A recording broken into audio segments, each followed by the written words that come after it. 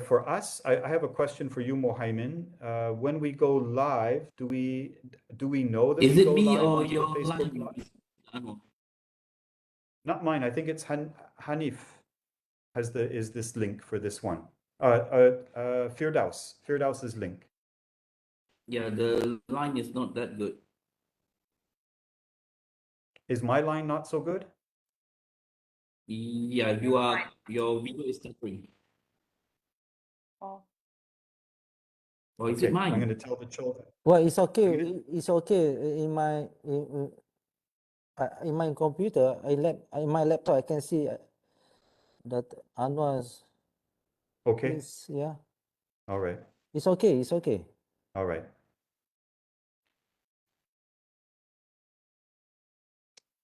Let me just check with Firdaus to see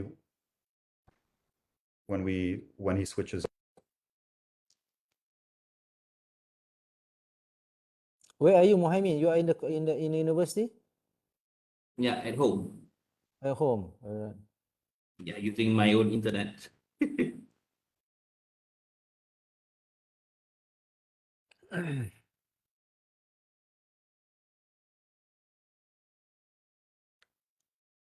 MashaAllah, I feel very blessed, alhamdulillah. Thank you very much for this opportunity. Thank you very much for the work you put in. Thank you very much for your smiling and relaxed faces, alhamdulillah. I feel very thank you. We will visit you someday, inshallah, in Frankfurt. Inshallah. Marhaban bik. I just had a guest with me. He slept 2 nights. Oh. In my room. So very welcome, alhamdulillah. Do we have Malaysia in your community? We have a Malaysian consulate, and it used to be very close to our mosque. So ties were established, I believe, like 6 years ago already. We met with the counselor of the Malaysian consulate,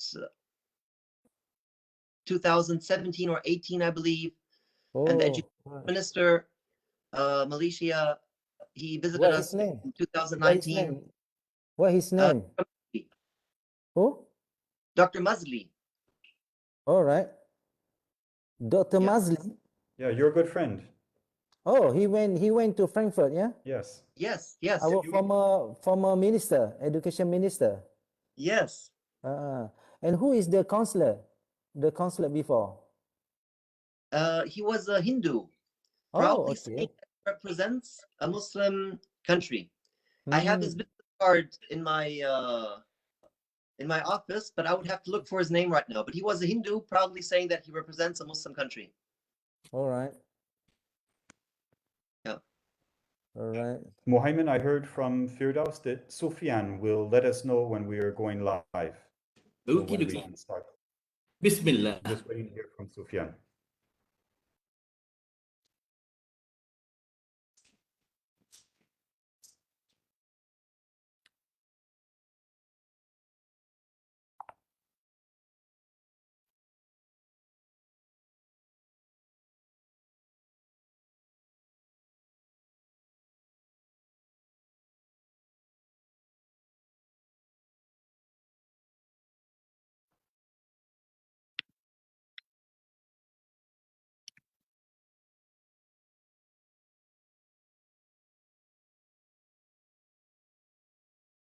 Right. Assalamualaikum warahmatullahi ta'ala wabarakatuh.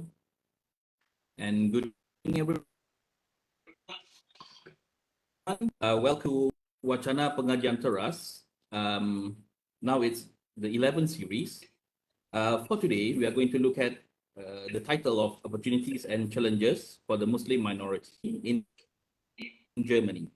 And of course, today we have a very wonderful team here. All right. We have the first is our Professor Dr. Muhammad Afandi Salleh, professor at our law faculty, University Sultan Zainal Abidin. And next we have Dr. Muhammad Naved Johari, an Imam from Frankfurt, Germany. Okay. And we have the wonderful Mr. Cornelius Anuar Abdullah McAfee, Director for the International Center, University Sultan Zainal Abidin. And next, we have Dr. Monir Taik, Association of German Muslim Lawyers. And we have Miss Angela Walter, Head of Youth Program at a mosque in Frankfurt, Germany. Hello, everyone. Assalamualaikum. Waalaikumsalam. Waalaikumsalam. Warahmatullahi wabarakatuh. Yeah, I hope you guys are very excited today because this is kind of new for us as well, listening from Germany's perspective. Okay, all right. And today we're going to start off with the first slot from Professor Dr. Muhammad Afandi Salleh. Prof, you may have the floor, Prof. Thank you, Brother Mohammed. Bismillahirrahmanirrahim. Alhamdulillah Rabbil Alamin wa bihi nasta'in. Allahumma salli ala Sayyidina Muhammad wa ala ali Sayyidina Muhammad. Our distinguished speakers and guests, Dr. Muhammad Naved Johari, Imam, Mosque in Frankfurt, our Dr. Monir Taik, Association of German Muslim Lawyers, Miss Angela Walter, Head of Youth, and also we have Brother Anuar here, half Canadian, half Malaysian. Yeah, I think this is a great opportunity to me to meet you all, Alhamdulillah. And the topic is about minorities, yeah, challenges, probably in mostly in Muslim worlds. But in this evening, I would like to share with you about challenges in Malaysia. Yeah, we are Muslim majority countries, but still we have challenges, some challenges and also opportunities. Yeah, and we also, we have offer opportunities and challenges as well to non-Muslim here. Yeah, we are Malaysia multiracial society. Though we are more than 61% Muslims, but still we have Buddhists, we have Hindus. In fact, we have various of ethnicities. For example, we have Chinese here is more than 21%. We have Indians around 17%, and other races or other ethnics all over Malaysia. Let me share with you my slides about something at glance about Malaysia.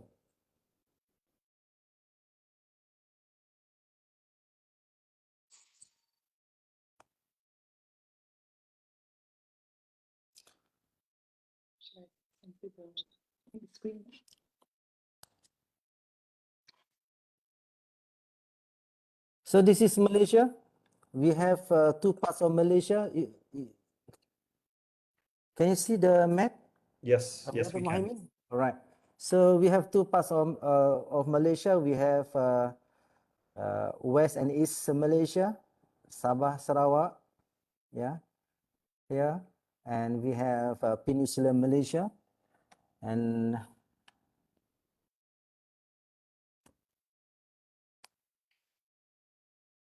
so this is our demography. Before independence or years before independence, the Malaysia or before this, our name is Tanah Melayu, Malay land. Yeah, mostly, almost 90% are Malay Muslims. Yeah, the main ethnic in Malaysia until now in Malay Muslim. But before the independence, the British brought in the Chinese and Indian. Yeah, though they are small in numbers before, but they are gaining more and more coming migrated to Malaysia, mainly because of British policy during that time, economic policy. They are Chinese mostly in mining the industry, yeah, and then Indian mostly in the rubber estate industry, rubber estates. So they are the labors for the British economic activities during that time. But when we gained independence in 1957, all the Chinese and Indians community, they are still in Malaysia, and then they became citizens. So we are witnessing, a rapid increasing of population in Malaysia after the independence, and then the new ethnics from China and from India and some other part of the, for example, from Sri Lanka also, exist in Malaysia after that. So we become multi-ethnic, multi-ethnic society. We have multi-culture, varieties of culture. We have many religions now as compared to before independence or during the Tanah Melayu. I mean, the biggest religions is Islam. Well, until now is Islam, but now we have a big number of Buddhists, a big number of Hindus, and also Christians and some other religions as well. You can see from this population size in millions, you can see the population increase from year to years. Yeah, from 1901 until 1957. 1957 is our independence year. So you can see Chinese and Indians increasing, the numbers increase every year. Right. So the new demographic gives some impact to Malaysians. Malaysian as a state, as a country, as well as has a so-called a new multi-ethnic state, or multi-racial society after that. So, and then this is the latest populations in 2021. We can see here, for example, the Bumiputra. Bumiputra consists of Malay Muslim and some other ethnic from Sabah, Sarawak, from the east coast of Malaysia. Yeah, and we have a Chinese consisting around 22.6%. We have Indians 6.8%, and we have others 1%. So this is the compositions of population in Malaysia. So the issue is how the Muslims, the Malay Muslim, face the new challenges after the independence. They have to mix with the other ethnics. Yeah, they have to mix with the Chinese, with Indians. We have a different culture, different religions, and different way of life. Yeah, so this is quite interesting about Malaysia. We mix in terms of culture, we mix in terms of religions, but we still, we at one time in 1963, yeah, we have a conflict, ethnic riots between Chinese and Malay in Malaysia at one time. To some extent, there's a killing. There are some killings occurred or take place during that time. So it shows how how the issue of ethnic or multi-ethnic cities societies become a problems for a country when the country cannot manage it very well. Yeah. So this is again the populations I already shows you about the Chinese, Indian, but the most interesting facts is about different angle other than religion and culture. For example, in terms of economic, yeah, this is, I think I already touched about the composition of religion. Islam is the majority in Malaysia, is more than 61%. Buddhism is second. Buddhism and Christianity and Hinduism, yeah, Christianity is increasing, yeah, after the independence, yeah. And then what's interesting here is the ethnicity is related with the religion. For example, Malay are mostly Muslim. In fact, the definitions of Malay, according to our constitutions, you are Malay, you are considered Malay when you are Muslims. Yes. And then Buddhism, mostly the Chinese, they are Buddhists, and the Hindus are mostly Indian. Yeah. And the Christianity are mixed, yeah, they are mixed. Some are Chinese, some are Bumiputras, or means for Sabah Sarawak, or some are from they are Indians, yeah, converted to Christianity. Let me show you the Malaysia constitutions. Right, after the independent, during independent, the states, the former statesmen during that time, you know, they think about the future of Malaysia. We become the melting pots of the various ethnics, yeah. We have the different religions, different culture, different view of life, way of life. So the constitution is very important, that can manage the people that have a various or different culture and religious belief, for example. Yeah. So in our constitution, in Article 3, you know, this shows how important is the religion in our country.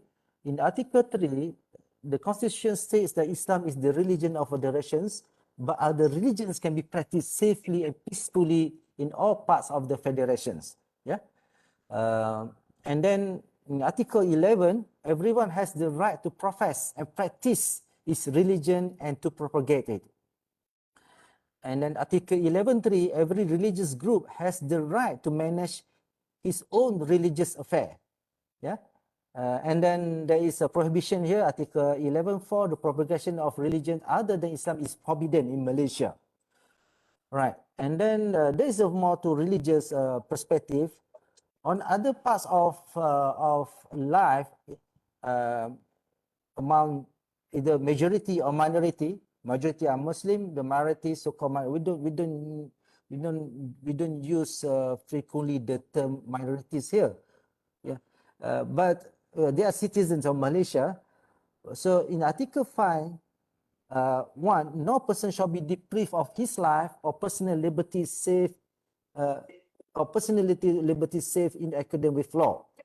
Right. So this article give a right for even for the majority in terms of their personal life, in terms of economic activities, belongings or whatsoever. Yeah. And then the Article 153, this is quite sometimes is critical, is debatable in Malaysia until now, about the special privilege, the special position for the Malay who are Muslim and Bumi Putera from Sabah Sarawak. They are considered the land of the people of the land. Yeah, they are given by the safeguard by the Article 153 in our constitutions, that the Malay Muslim should be given special privileges, including the Bumi Putera.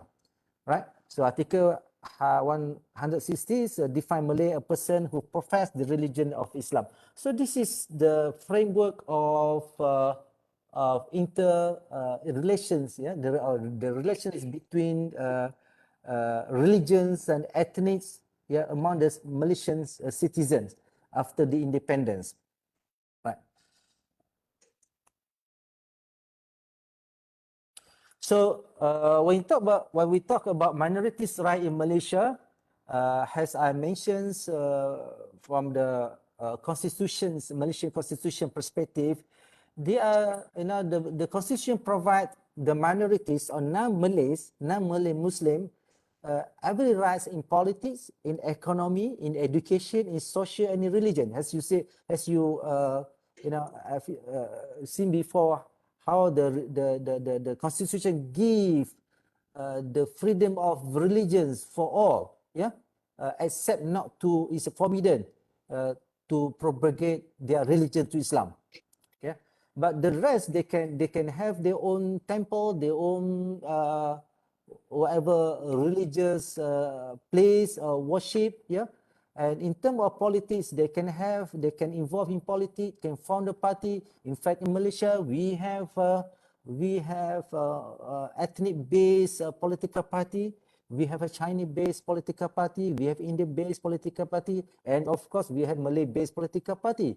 And in terms of economy, it's a laissez-faire. and everybody can involve in in economy. They can participate in any economic activities, and in fact, I can show you what so well how to say this interesting probably when the non-Malay, the Chinese who are before the independence, they migrated to Malaysia, and after years after living in Malaysia, they become probably the most richest ethnic in Malaysia.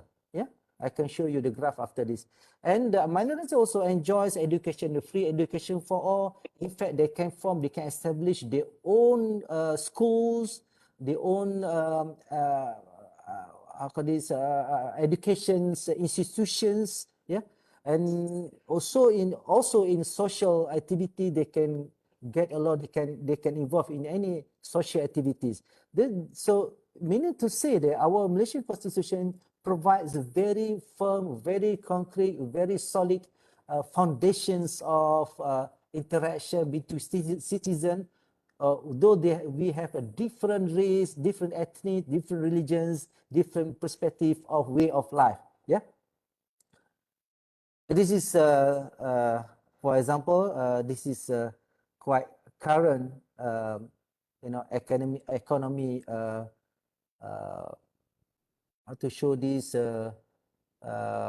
ownership in Malaysia. Yeah, the Chinese mostly they own bigger pie of economic pie in Malaysia. Yeah, this is the overall populations in the middle. The Malay probably is quite low as compared to Chinese. Yeah, right. This is median household income by ethnicity in urban area. The Chinese, their income is the highest, yeah, as compared to Bumiputra. Bumiputra means Malay, Muslim, and some races, some ethnic from Sabah, Sarawak. Yeah, they are indigenous people, though they are not Muslims. And the Indian, they are average. They are mostly similar to Malay, Bumiputra or Malay. Yeah.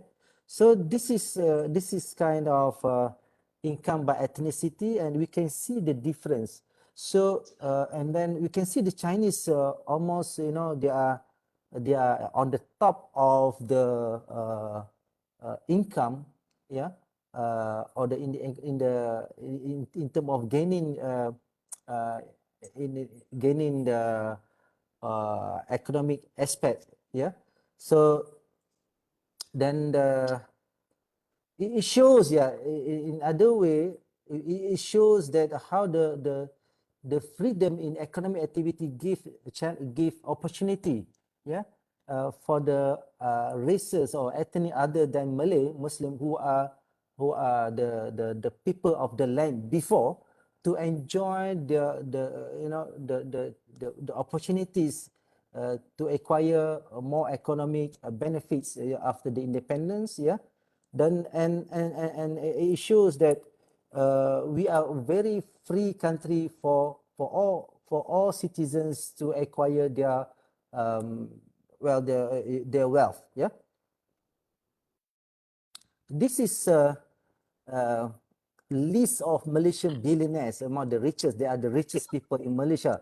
So we can see here among the top 10 of the billionaires in Malaysia, or the richest people in Malaysia, they are not Muslims. Yeah, they are most of them are Chinese, and number 4 is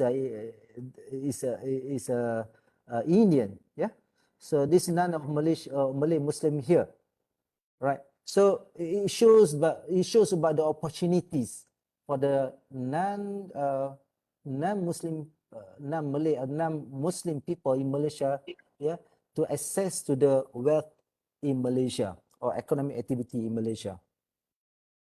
Right, and this one I already discussed about participation ethnicities in politics. Yeah, so we have quite numbers of political party based on ethnicities. So this is also the freedom provided by the constitutions. Everybody has the right to form their political parties, yeah, or involve in and participate in politics. In fact, In fact, since our independence, in the first elections, we have a Chinese and Indian in our minister, in our cabinets. They are elected as a ministers. And then until now, we have quite numbers of non-Muslim minister in the cabinets. Yeah, so it shows how, you know, how free is our country, and then this opportunity for the other races, yeah, as compared before the independence. This is a freedom of religions. So every group of religion can form or can establish their worship places. We have church. We have the biggest temple in probably in Southeast Asia, if I'm not mistaken. Yeah, Hindu and Buddhist. Yeah, and well, although we have the government, yeah, the government from the first day of independence, we have a constitution that provides all the rights to all citizens, regardless of ethnic and religions. Yeah, then the Malay, who are the majority of the people in Malaysia before, and now still majority, but have to share, you know, their life, their every daily activities with the non-Malay in Chinese and Indian that are migrated from China or India, and then they are, you know, they can live peacefully until now. But of course, still there is a conflict, yeah, or crisis between the ethnic, the races, the issues of the privileges that given to Malay in educations, in scholarship, for example, in other parts of life. And then the other you know, ethnics, you know, for example, Chinese and Indians and other ethnic also questions about the relevance of the special privilege given to the Malay Muslim when we already 60 years independence. Yeah, and there also exists the dissatisfaction among Malays and also among Chinese about the so-called disparity about in terms of economy. To some extent, we had or we you know, involved in a bloody conflict in 1963 when the riots in 13 May 1963 between Chinese and Malay, and then it involved killing. So then after that, the government realized that they need to do something to improve the ethnic relations in Malaysia, so that we have so quite numbers of policy, for example, a new economic policy that try to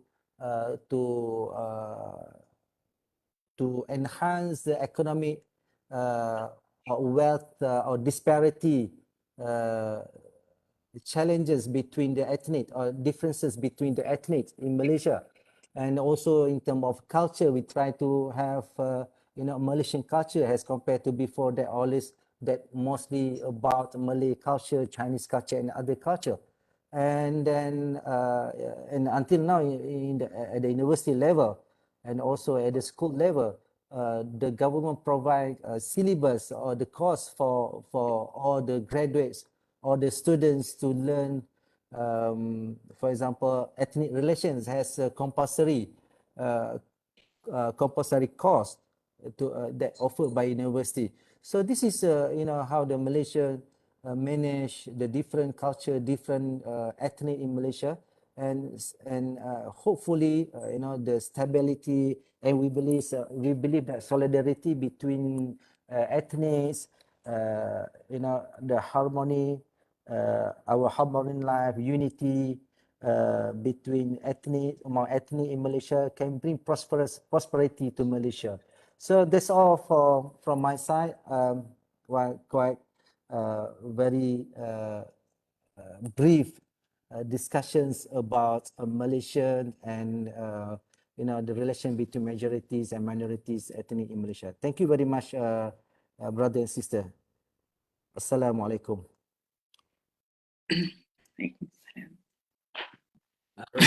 Thank you, Prof. Afandi, for the brief introduction regarding the Muslim community in Malaysia. Now, I have a question, but I think I'll reserve it for the next round. Okay. Next, we would like to hear from Miss Angela Walter. Yes, it was very interesting to see how Malaysian community works with different ethnicities and different religions. And I think it has like one thing definitely in common with Germany, that Germany as well, I think the state system tries to educate really towards understanding each other and living and teaching together. Compared to in the constitutions, even though Monir would be much more qualified in the laws and everything, our constitution states actually that the freedom of faith and of conscience and the freedom to profess a religion or philosophical creed shall be inviolable, and the undisturbed practice of religion shall be guaranteed. So I think this is the Malaysian part is like adding that the Islam is much more protected. The Germany doesn't have this protection. It's like very wide open for everything and everybody, even though I would argue that the law is not necessarily what is practiced. Like it's not put into place in certain places in the politics and the society at all. And media has a big effect on that. So by law, like actually German Muslims shouldn't have any discrimination and should be living a good life in Germany, alhamdulillah. In general, like just regarding Germany, and I think for everybody in Malaysia, maybe it's interesting to know how German communities live in Germany, or how big actually the Muslim communities live in Germany, or how big actually the Muslim community is. So I don't know how it is in Malaysia. Maybe that would be an interesting question to answer later. But in Germany, we don't have an official place where we have to register our faith. Like I know in Egypt it's different, that like you have to be like part of like the Muslim community or anything, and it's even written in your passport. In Germany, we don't have that. So I think it's always quite difficult to really count how many Muslims do we have in Germany. And it's more like estimated numbers. So whenever you ask atheist groups, the numbers are too high, and they would argue that not that many people are believing. And when you would ask groups who speak against the Islam, they would always like argue that it's too low, and that we as a Muslim community are much bigger danger to the society than the numbers would say. But these numbers are always a matter of question of power and influence, like depending on like how you want to look. The Turkish Dibit community, which is I think the biggest Turkish community in Germany, and it's very strongly bounded to Turkey, they would say that they have 800,000 members, whereas the estimate is much lower, not even half of it, by people who are like studying religious in the German universities.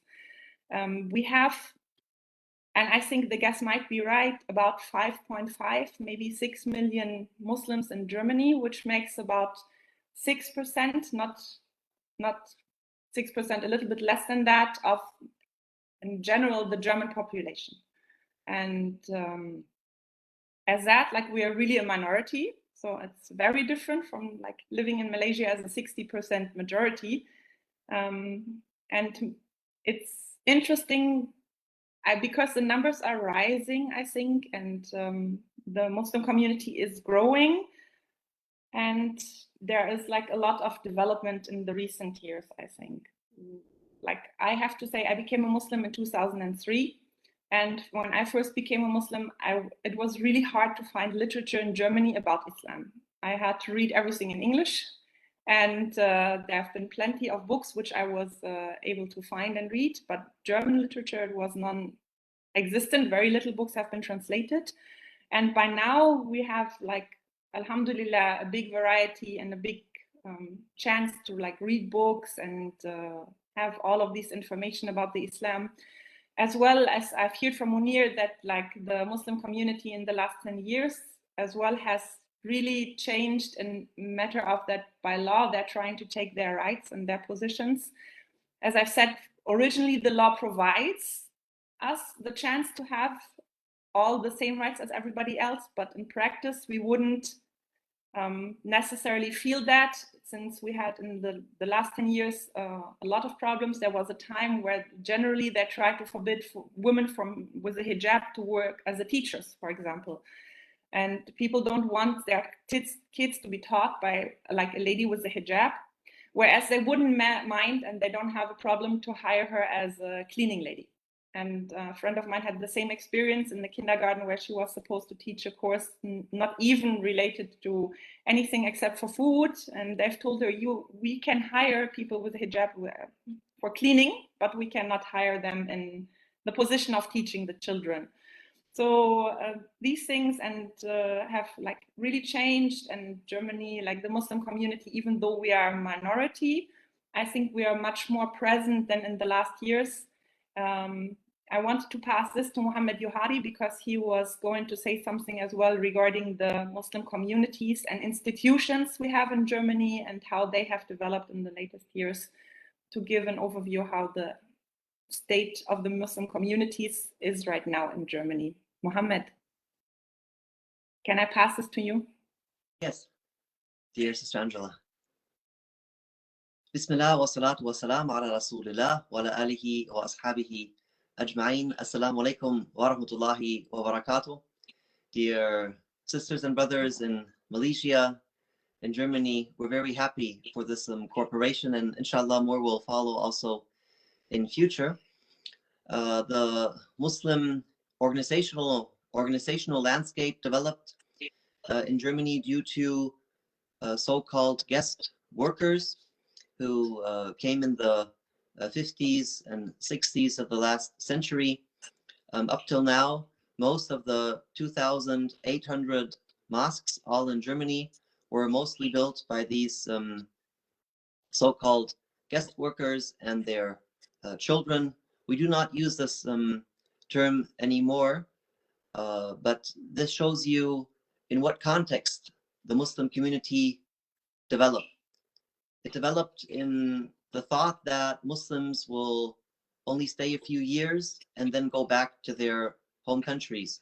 So when I introduce now our mosque and its rarity amongst the mosques in Germany, you will perhaps say, well, this should be the standard, or this should be normal. It shouldn't be rare at all. But the fact is that over 99% of the mosques in Germany are still ethnically bound. So we speak the Turkish mosque, the Arab mosque, the Bosnian mosque, the Pakistani mosque. And by this also the khutbah is given in the mother tongue. So when we in the early 90s started to found a Muslim mosque organization which defined itself as a German mosque, only preaching in German and only using the German language, it was a novum.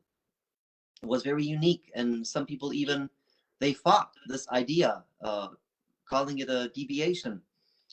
And we still right now try to reach the youth by introducing German opportunities, German offers in these ethnically bound mosques. And from this we differ very much. And it was a great blessing as well, alhamdulillah, because by uniting on the German language, all ethnicities were on the same level. And then we had the chance to get to know each other and work together. So we are a German-speaking, multicultural, multi-madhabal, to use this term, madhab, community, which serves the German-speaking youth which has mostly lost a significant bound to their mother tongue. It serves German society so that we can interact with majority society. And of course, the so-called converts, reverts, as Sister Angela Walter. These are our main three reasons of existing. And right now we have like a second phase of Muslim organizations, which are built it not as a mosque, but like as a special foundation. The Boy Scouts, for example, Noor Energy, focusing, for example, on sustainability as in general, and sustainable energy in special. The MJD, the Muslim Youth Organization in Germany, and others. Partly though also because the mosques are more under a political pressure, security surveillance, facing more social marginalization than if you focus just on one common topic, which is known and accepted and welcomed in the German society. So the Muslim community in Germany is still in a very, very dynamic phase. And by no way we can say we are like an established community yet.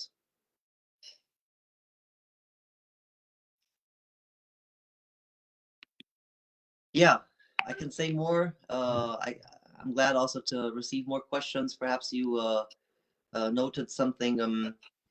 What I found very interesting is that culture and religion is one in Malaysia.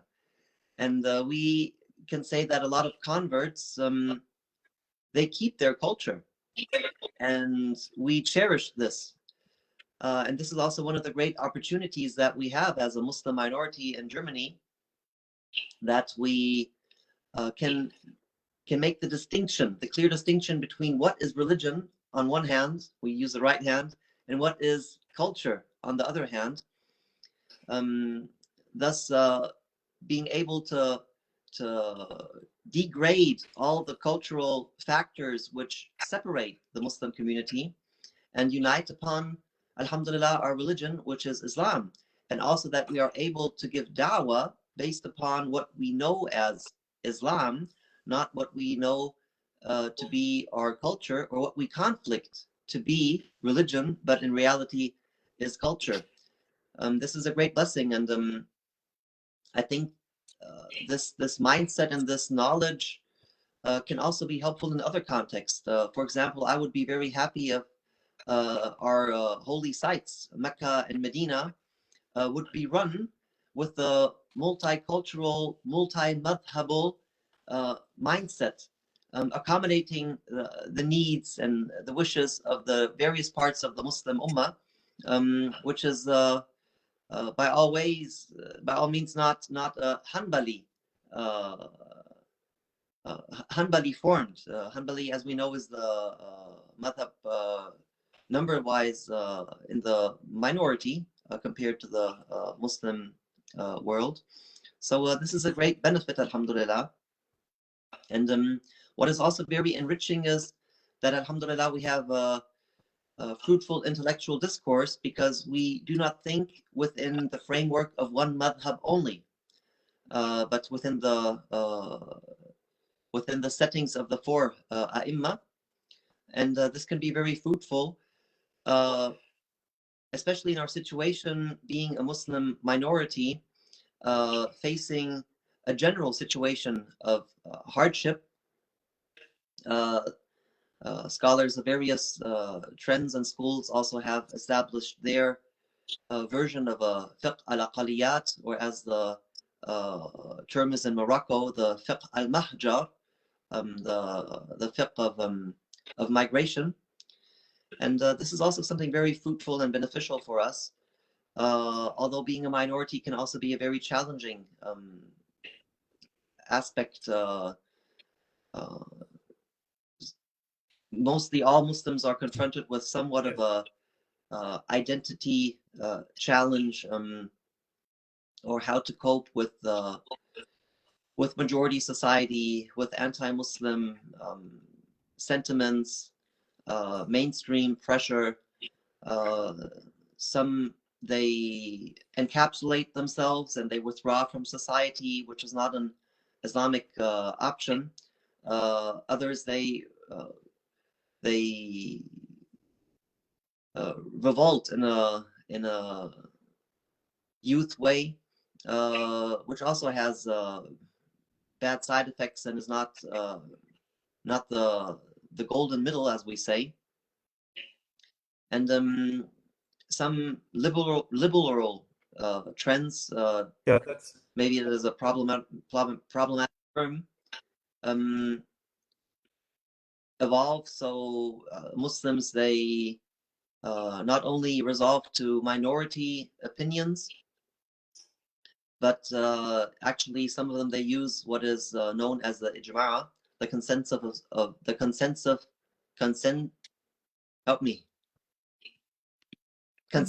Muslims. Yeah, the consensus of Muslims, for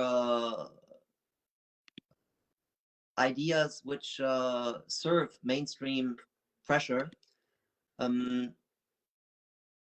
So we are in a very dynamic situation right now, and Allah gives us a lot of blessings in this dynamic situation. We have, alhamdulillah, within the last month, we had 4 people accepting Islam directly after the Jumu'ah prayer in front of our praying people.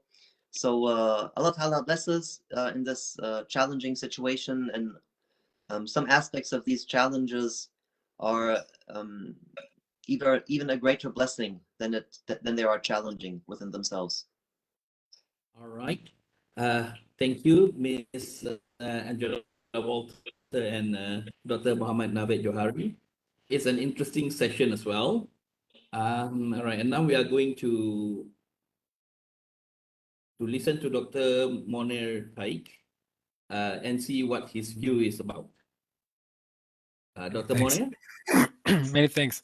To add to the law aspect, yeah, as Angela already correctly stated, yeah, from a constitutional law perspective, Germany is neutral when it comes to religion. Yeah. However, it's not a kind of laïcism way. It is a supporting way of neutrality. Yeah, and religious communities can even receive public body status, yeah, which comes with certain privileges, like using the public tax infrastructure to receive tax from the religious followers, for instance. So you see, it's really a supporting neutrality, which is actually good. Yeah. So when you only look at the constitution, it looks good. But even though we have this strong religious freedom in the constitution, we see in practice women have issues wearing headscarf at work. Yeah, it's problematic to get the status as a public body, yeah, or teaching Islamic religion in public schools, yeah, is an issue. Praying at schools is an issue. Building mosques in visible places is an issue. Slaughtering without stunning is an issue. So in some public swimming pools, even wearing bikini for women is there an issue. So in practice, we have issues, yeah, and some of them are even justified by single laws, yeah, below the level of the constitution, or mostly in the label of neutrality. So it is forbidden by law that a woman with a headscarf works as a judge, for instance, or as a prosecutor, or as a woman policeman. Yeah, everywhere where there's a uniform, yeah, women are not allowed actually to wear hijab. So you see that there's a difference. Yeah. However, to look to the opportunity side, right? Not only about problems. Yeah. as also Angela stated, yeah, we have in the recent 10, 15 years a lot of case law on all these issues. Yeah, and here you see actually what is the reason. I mean, we had, due to this employment immigration in the 60s, 70s, already there a lot of Muslims. Yeah, however, they did not requested participation in the community so much. Yeah, so the following generations, which of course identify themselves with Germany, and they have no intention to go back to the country of their parents or grandparents in the meantime. Yeah, they identify themselves as a German, and they want to participate in the way like everybody does. So they're requesting the usual rights, and so we have so many judgments and all these issues I just mentioned, and this is actually a good opportunity for the society as a whole. It's actually a development of the constitution, yeah, of the common understanding of living. What is neutrality? Yeah, we see in Great Britain, we see there a policewoman with hijab, for instance. Yeah, why is it not like this in Germany? Yeah, and this is developing, and even the case law is developing. The question Angela meant, wearing hijab as a teacher in public school. The Constitutional Court in the early, I think 2003 it was, came to the conclusion it is allowed to prevent women to wear headscarf in public school. A couple of years later, the case law changed. Yeah, another Senate of the Constitutional Court had to decide and came to the opposite conclusion. So you see, this is the big opportunity here, that the case law or the understanding of constitution and so on is developing.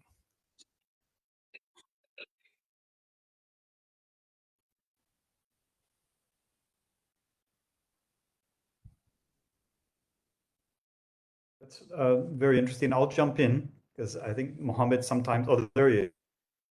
There's Mohammed. Okay.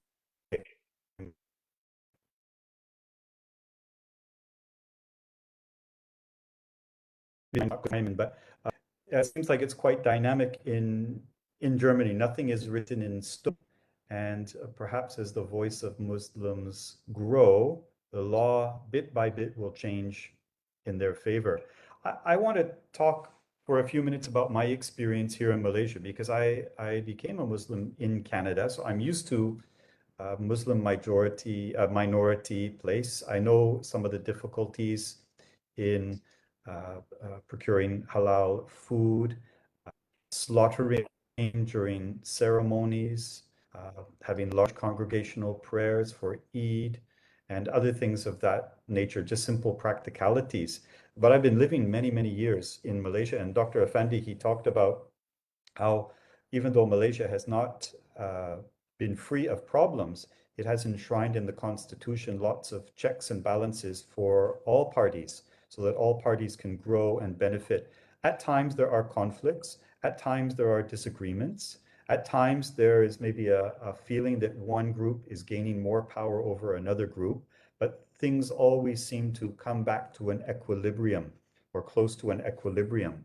And the country has remained very stable. I feel very, very comfortable here. And I think that says something about growing up in the West and then living here in a very different part of the world. But I feel comfortable. It's not a strange political system. People don't act in very different ways. But I do want to share my views on what I think may be drawbacks to living in a Muslim majority country that I can see.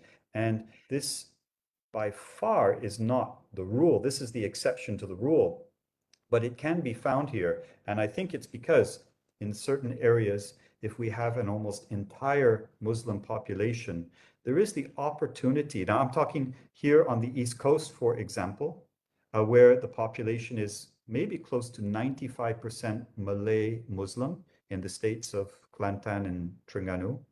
And here, there is not that much mixing with other groups, either other races or other religions, although they are around. There's the Christian churches downtown, there's the Hindu temples downtown, there's large, as Prof. Afandi said, very large Buddhist temples in the state north of us, which is closer to Thailand.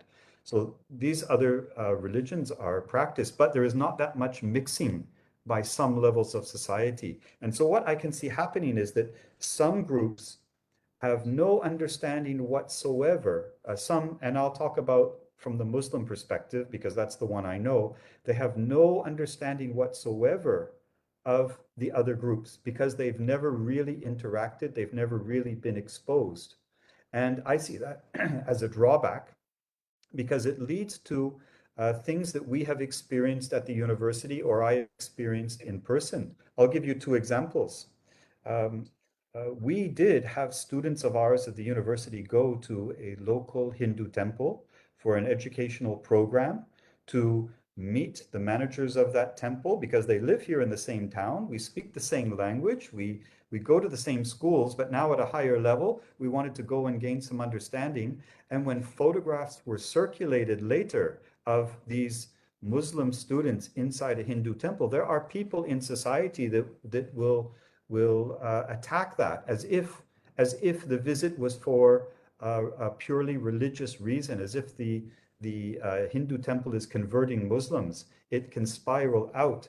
And it's just a misunderstanding from groups that are very, very isolated here. And as I said, this is not the rule. This is by far the exception. But it is something that happens, I think, when you have a very large majority of Muslims in one area without mixing or being exposed to other things. There is a fear of the things that are not Islam or not Muslim. And we have that at some of our mosques as well, where if a person who appears to be a non-Muslim, just appears to be a non-Muslim, what is the norm for a Muslim in Malaysia, and then someone who appears to be a non-Muslim, there will be someone, not the mosque authority, but there will be someone in the public that feels a need to stop that person from entering the mosque without being able to communicate with them, without knowing what they want, without knowing whether they're a Muslim or not. And I've had this challenge myself a few times. I recall once there was actually a wedding of international students, and they were getting married in our university mosque. They were not our students, but they were getting married in our mosque, and everything was set up to go. And they had invited their friends who were non-Muslims, obviously non-Muslims. And when they started to come, someone from the congregation walked over and said, "Oh no, they can't come in." So I asked, "Why can't they come in?" And they said, "Oh, it's an issue of awrat. They're not covered properly." I said, "How are they not covered properly? Look at them. They're covered. It's just because you think they're non-Muslims, you don't want them." No, it's not that. Oh, we have a discussion and then they let them in. There is that fear of anything that is not Muslim that is around. And I have to really stress this is the exception. It's not the rule, but it's something that I've observed here. Now, I go back to Canada. Probably there are lots of things that happen in the opposite direction that I was not aware of, that maybe the German experience can share with us. But those are things that I think that we in Malaysia could be aware of and work to build stronger bridges between the communities for the benefit of both the communities. But I will add, there are mosques here in this town that are very proactive at opening themselves for the public, especially for non-Muslims, for visitors, for tourists and non-Muslims. And when I say proactive, I mean they go out into the street around the edge of the mosque and invite people in that happen to be walking by that may have no intention. And then they get a tour of the mosque, the historical mosque in town. They are very warm and welcoming. And so that is a very heartening experience here where we have both worlds, So I just wanted to mention that some of my observations here, that we do have challenges. I think every place has challenges. We have challenges here as well, maybe of a slightly different nature. Mohammed? Yeah. All right. Thank you very much, Mr. Anuar. All right. So now we are going to have the question and answers part. Okay, we start off with Dr. Naved Johari. May we know what are the overview and challenges that the Muslim in Germany are facing currently?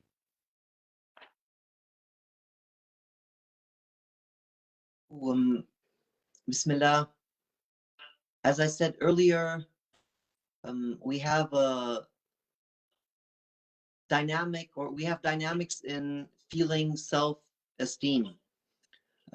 Educating our children, our youth, who sometimes have the feeling of, or they cope with the feeling of being deprived. For example, I was in a mosque yesterday evening after Taraweeh, coming together with the youth, and we talked about marriage.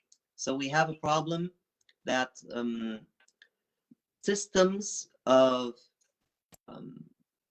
guaranteeing marriage, which were successful in the past centuries or decades within the framework of being a non-pressured majority, these same systems, they don't work for us here.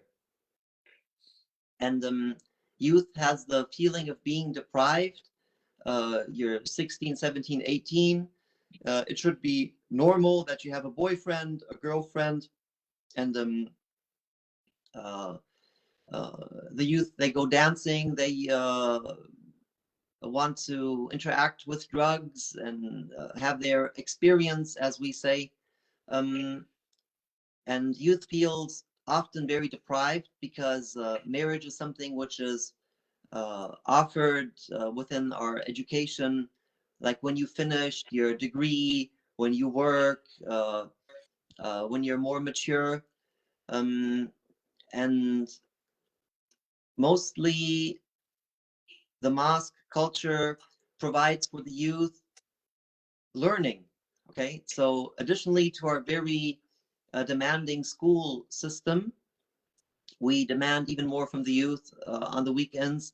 And then they have the feeling, oh, what did you do on the weekend? Well, I learned in the mosque, and somebody else, he had his sports or hobbies.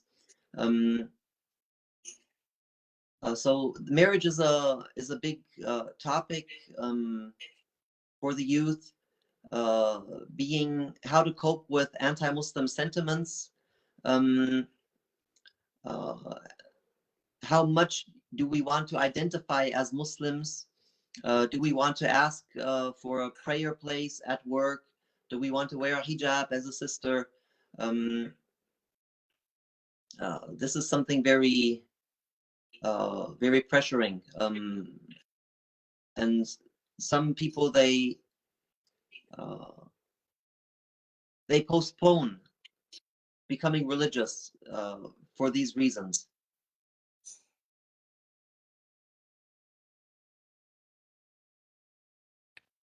All right, thank you very much, Dr. Naved.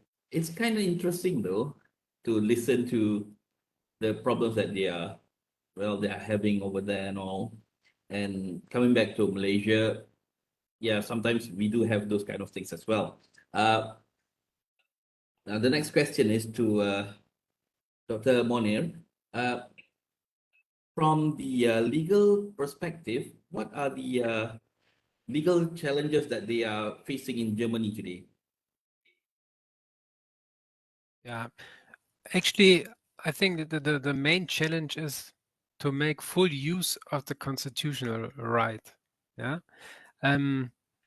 Of course, when you have a concept of religious freedom, there is always room for interpretation. Every freedom, every constitutional freedom has its limits. Of course, it has. Yeah. And we are testing the limits very strongly in the last 10 to 15 years. Yeah. And behind every challenge, behind every court proceeding, of course, there are real persons that really struggled, but there is only a reflection of many, many people that struggled or are struggling.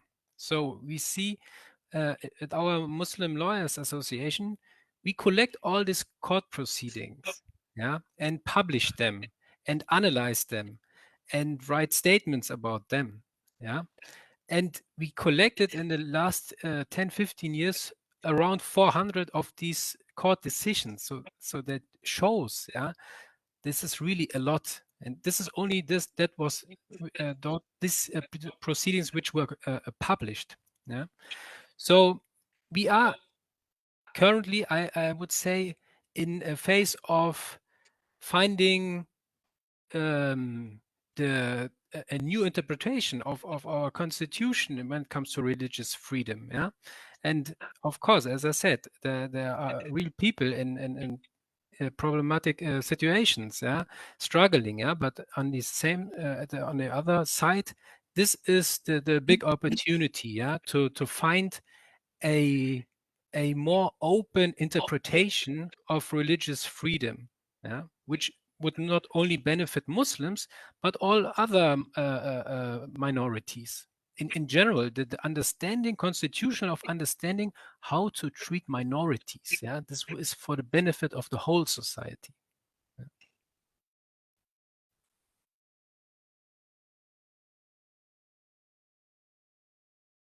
May I add? Yeah, sure. We even have, or one part of identity crisis is, do you even consider yourself German? So we have young urban professionals, rich, highly employed, employers even, who have studied here, who master the language, who don't speak their mother tongue as good as they speak the German language. And when you ask them, or when they talk spontaneously, they don't even feel or consider themselves German because of the racialization within mainstream society. The Muslim is othered. He's portrayed as the other. And this even on a historical level. History is changed. The present is changed. Border limits are ignored. When we, for example, talk or listen and handle this pressure, we speak about Europe on the one side and Muslims on the other side, as if there were no Balkan Muslims who are in the millions, all right, and who were brutally slaughtered as well 27 years ago within the Yugoslavian Balkan war. So these massacres are ignored in the in this construction of what is European and what is not European. The history, Muslims, they were part of Europe, are part of Europe. Also historically, they laid together with Jews and Christians the foundations of Europe. And this is something which is, I show you a very, very big and special book from one of the most profound historic teachers, history teachers in Germany. It's even in its title. It's even in its title that Muslims, Jews, and Christians formed historic Europe. But this is not in the political, media, society, NGO mindset. So this can be very complicated when also additional factors of discrimination come in. We have a classism, which is relatively strong also in Germany. So based on your income, based on your social status, we have also some kind of discrimination based upon what type of education you were able to achieve. And we have a very discriminating school system in Germany. So when your parents are not originally from Germany, when you come from a financially weaker class, then the educational system does not provide the same chances for you. So these are additional factors which Allah Ta'ala Al-Hakim allows that we are challenged to build an identity, and we Muslims in Germany, we have to step up to this challenge more. I also don't feel that our mosque, although it is very rare in its formation, is not up to that challenge yet. So we are steadily Allah Ta'ala, He calls us to step up to the challenge. And we are in the midst of this challenge still. Mohammed Johari, I want to ask you about your mosque, because it was very interesting the way you presented it to us, that you have a mosque that is perhaps unique in Germany. Maybe unique is too strong a word, but certainly different from the average mosque, which is based on ethnicity and perhaps mazhab. How well is your mosque being accepted by the greater Muslim community? Is it something that people maybe want, that is the model for the future? Are people gravitating towards that model, or do you think things will remain fairly static for the near future? No, gravity is very strong, and we're very well accepted. Speakers of our mosque have been invited to over 55 different cities in Germany because of our special flair that we carry, and they invited us as a multiplicator.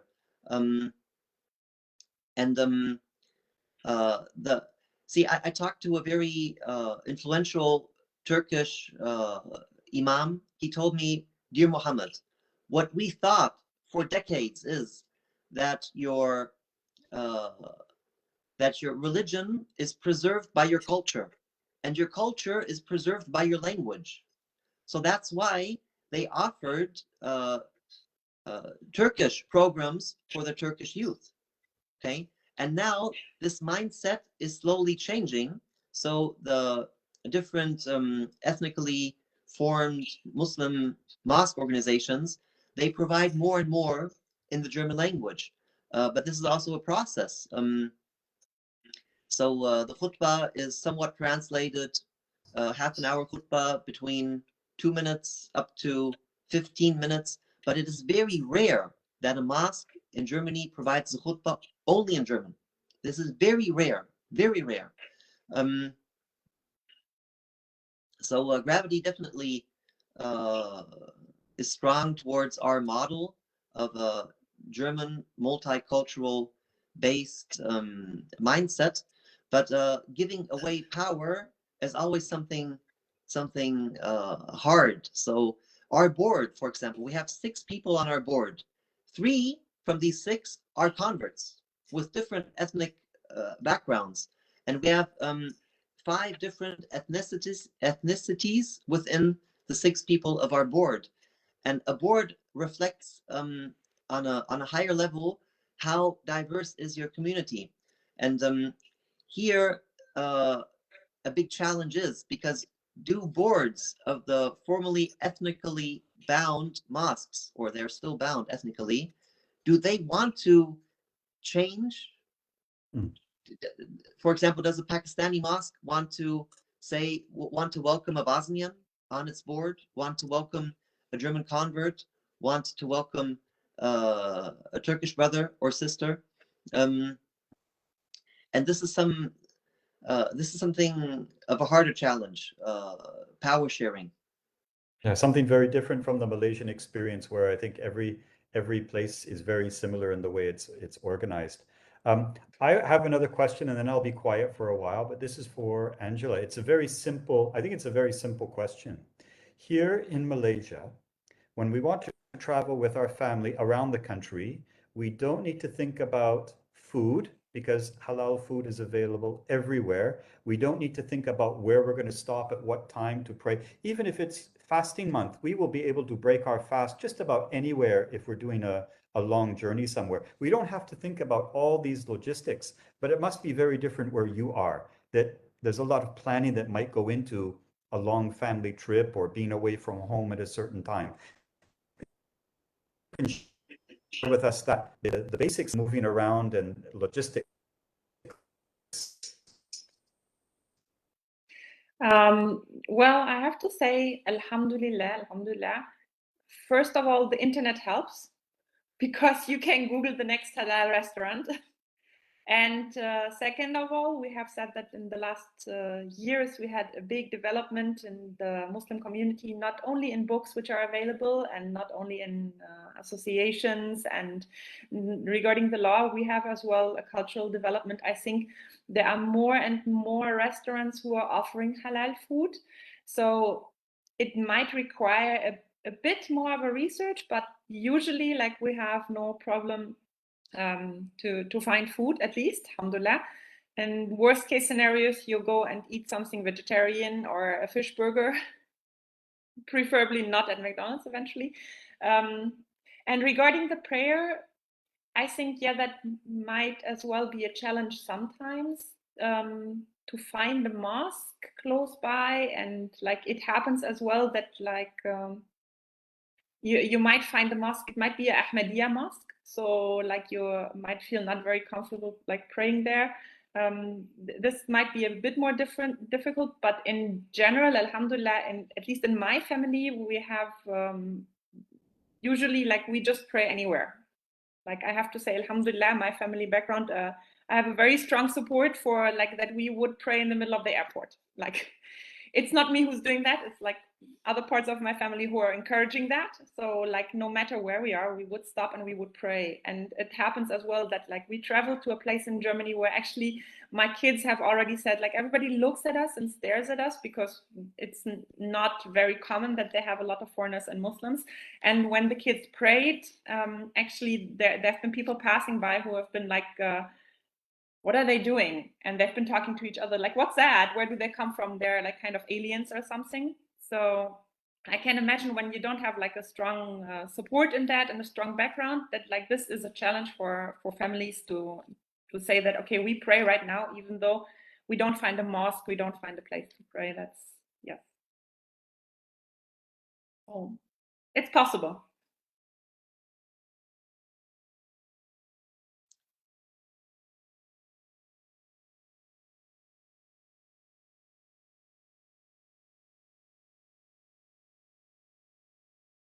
Anuar, we cannot hear you right now. I don't know, you muted yourself? Yeah, I was saying something very important there. No, I was just saying when I do go back to Canada, now that I reflect as you're talking, Toronto, it's very easy to find all of these things. The city has changed a lot in 30 years. That maybe 30 years ago we would have had these challenges, but not. I'm sorry, I have another question. And it's about maybe what I hear in the news, but I don't follow very closely.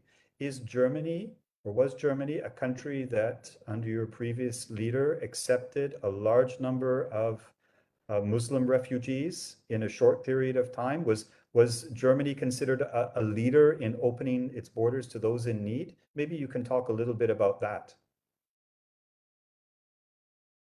Mohammed, Monir, I think it's directed to all of you. And it was at the time where I just came back. I came back in 2015. So like I was in the middle of moving my family. So maybe both of you would be better equipped to answer this question. I would open with the analysis that in the fall or autumn of 2015, we thought we had a migration crisis in Germany and within the following years. But it turned out, comparing to how we welcome right now the Ukrainian refugees, that we only had a problem with racism. And this can even be found in Ukraine, how the Muslims or POCs, people of color, Black people, are treated within their flight from war.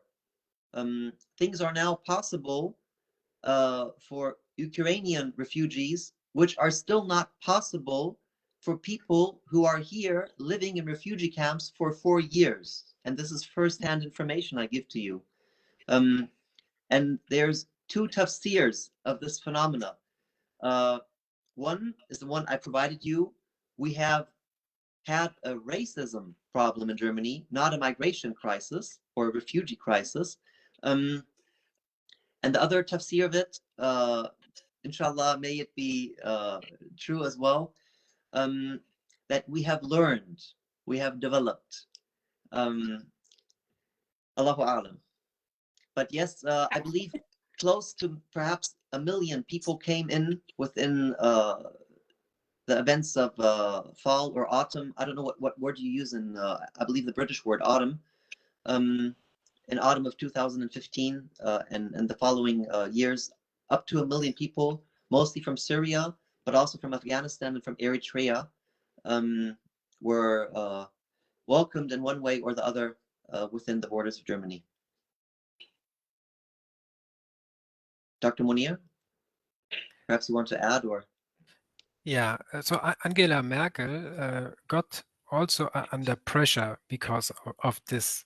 Yeah, because it was really much exploited by right-wing movements. Yeah, and got them a lot of votes in the following elections, the right-wing parties. Yeah, and this has actually led to quite an issue because they have, in the meantime, in a lot of states, significant power, and even on the federal level, they have significant power, a double-digit percentage in the meantime. Yeah. So it is something which really made the right wing strong. Yeah, or let's say one of the factors. Yeah.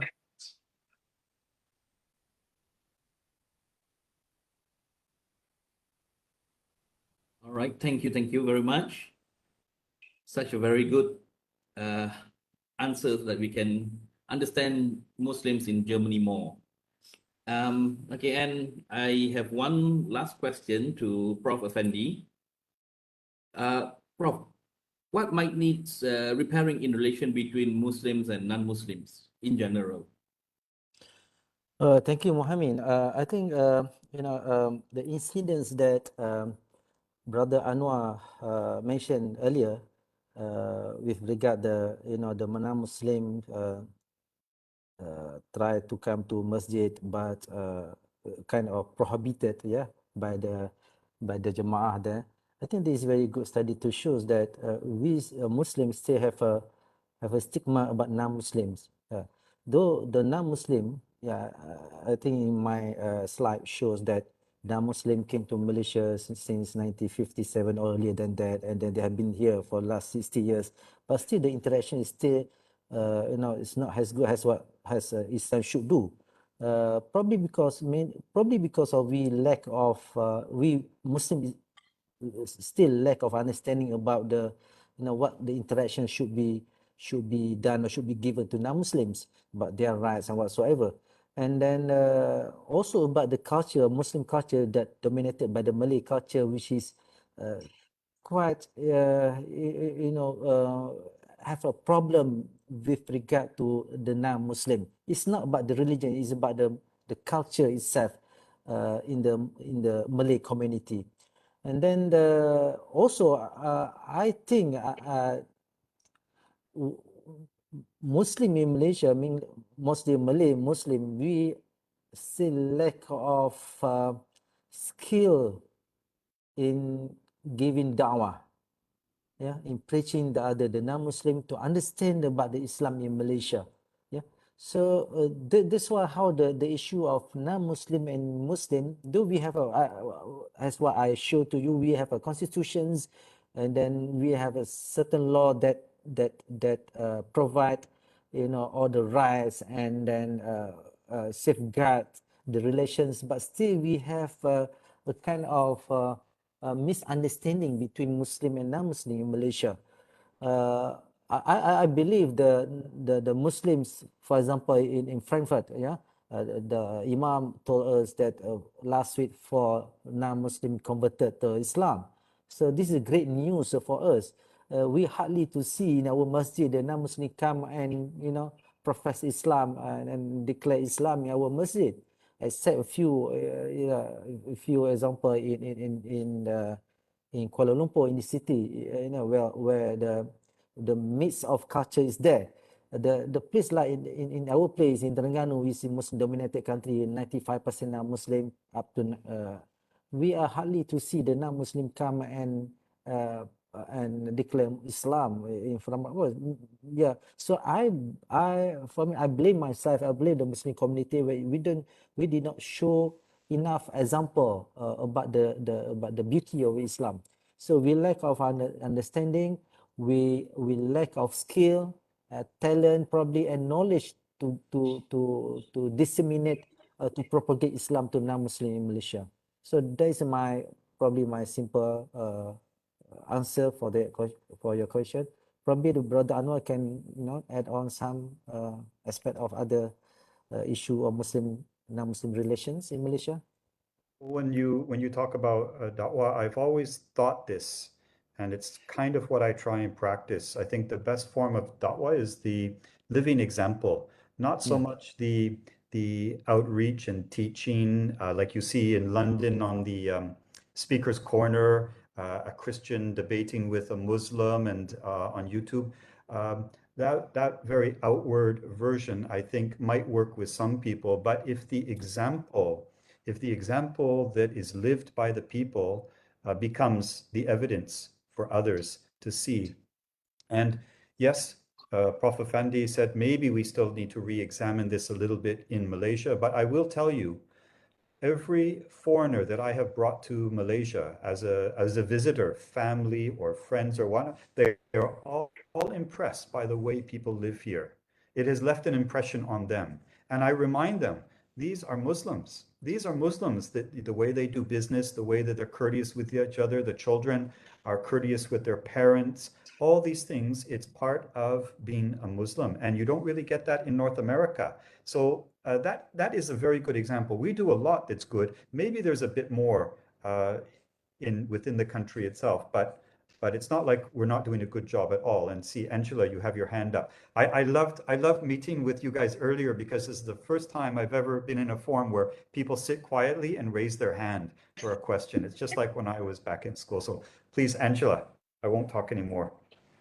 No, it's a very interesting, very nice what you're saying. And like when you've been speaking about how you feel as a majority and the dialogue between the minority in Malaysia, and I've been nodding my head at this point because I feel like we have the same situation backwards here in Germany, where there is like, and it surprised me because when I have left Germany, I was a Muslim for hardly a year, and I've lived in a Muslim majority country, and I came back being a Muslim minority person in Germany.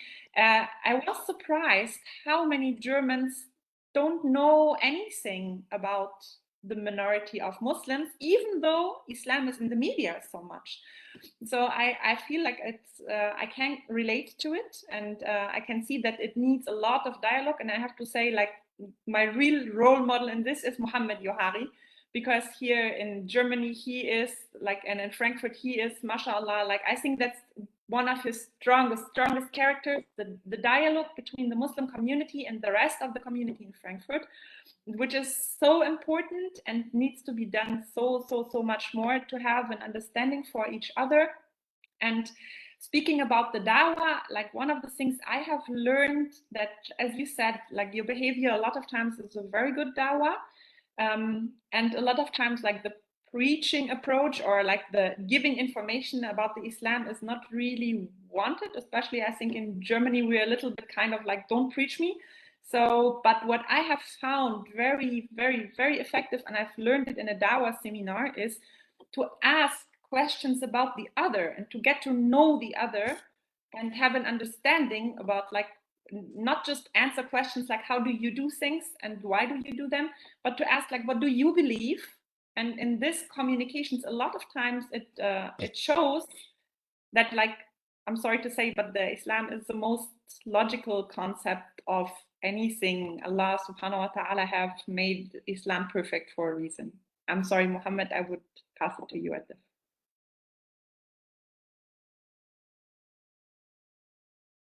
Mohammed.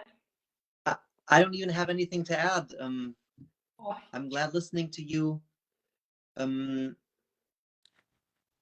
Of course, we have to avoid two extremes. One extreme that we withdraw and encapsulate ourselves, fearing a discussion or fearing pressure, and the other of being somewhat of an aggressive debate type of dawah. And alhamdulillah, we have a very egalitarian school system in Germany. To found a school is actually very hard, which can be criticized, but in general, we have a very egalitarian school system where all children visit the same school. And I can say by interaction with Muslims, perhaps 90 to 95% of people get to know Islam and think about Islam. Maybe only 1 out of 20 is this introverted type of analyzing on intellectual level, and he reads books at home and thinks a lot, and then all of a sudden he's a Muslim, but he didn't even know Muslims or interact with them a lot. So creating interaction, I believe, is very important, and we can also draw on the Hilf al-Fudul, where the Prophet Muhammad as a youth, not being a prophet, you know, the Hilf al-Fudul, where he was part of the pact of protecting defending, the other people who have not protecting had their rights. the weak. Thank you very much, Sister Angela. Your English is very, mashallah, fluent. And interacting with society, helping the weak. We have, for example, I believe for almost 18 years, we serve food for the poor. We used to do it on a weekly basis. Corona, of course, changed a lot. Other sisters, we have to say, with a few brothers, they even served for a big period of time 1,800 meals monthly, 450 on a weekly basis, to the poor, to drug addicts, to the shelterless. And social work and humanitarian help is something, I think, which builds special bonds. And debate has good in it, and we should always be able to debate. This is important for our own self-esteem, for our own conviction and strength of iman. But it can have some side effects as well.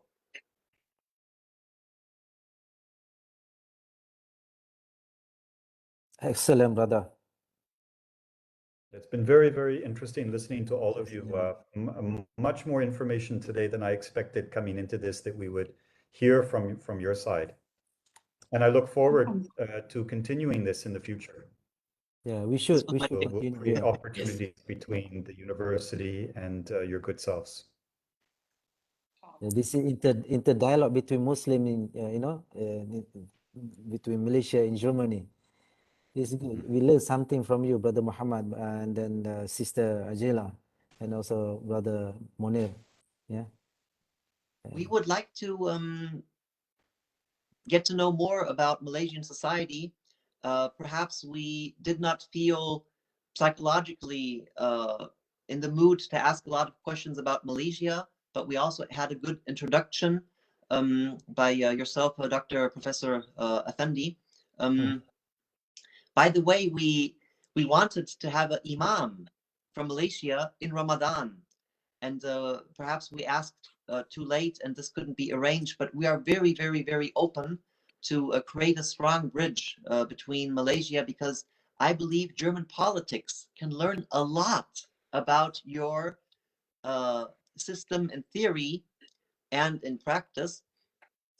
And I think you have a lot of special offers also for the Muslim community. You know, Muslims, they also study Islam and other subjects overseas, right? Yeah. And having had the opportunity to meet the former Minister of Education, Dr. Masli Malik, I think you should promote yourself more within Europe, and you're very much welcomed to visit us with your staff in Frankfurt, inside Ramadan, outside Ramadan, and we will be very happy to show the Muslims in Germany also other aspects of the Ummah, because this is also of the hikmah of Allah Ta'ala, that we should get to know each other. لِتَعَارَفُوا. And for this, I also kindly request your slides that I can use them in my presentations for the youth work. Yeah, sure. I will send to you. So I think the organizer have your email or your phone number. Yeah, Yeah. we're in I think regular Brother contact. Anuar, regarding the Imam from Malaysia, we in our faculty Contemporary Islam, we have quite numbers of Hafiz. Why not we supply or we provide a few Imams from our side to German? Why not? We've been working on that. We're trying on our side very hard Yeah. to live up to the generous offer. Yeah. I mean, ask now for Ramadan 1444 and Okay, just in time. 2023. Just in time. Yeah. So you Yeah. have 1 year time now. Yeah. Yeah. Please, we would be very happy. Alhamdulillah. Okay. All right. Thank you. Inshallah. All right, thank you very much, everyone. Dr. Yeah, Anuar, yeah. also thank you very much for working behind the scenes. Our good dear brother Mohammed, Professor Afandi, good brother Sufyan bin Mukhtar, all the brothers and sisters who enabled this. La yashkurullaha man la yashkurun nas. We want to thank you in order that Allah Ta'ala also accepts our thanks towards you. Thank you very much, and we look forward for future, inshallah, bridge building. Yeah. It's been a good sharing session for us this evening, and I'm sorry that we are running out of time already. Soon will be our iftar. I would like to say my thanks to Professor Dr. Muhammad Afandi Salleh, Dr. Muhammad Naved Johari, Mr. Cornelius Anuar, Dr. Monir Taik, and as well as Ms. Angela Walter for a very good session where we know things that is happening in Germany as well as in Malaysia, and we could exchange the ideas and all for us to make Muslim a better, let's say, a better place to live in. So, inshallah, we'll see each other again. And before I end the session, let us recite Tasbih Gifara and Surah Al-Nas.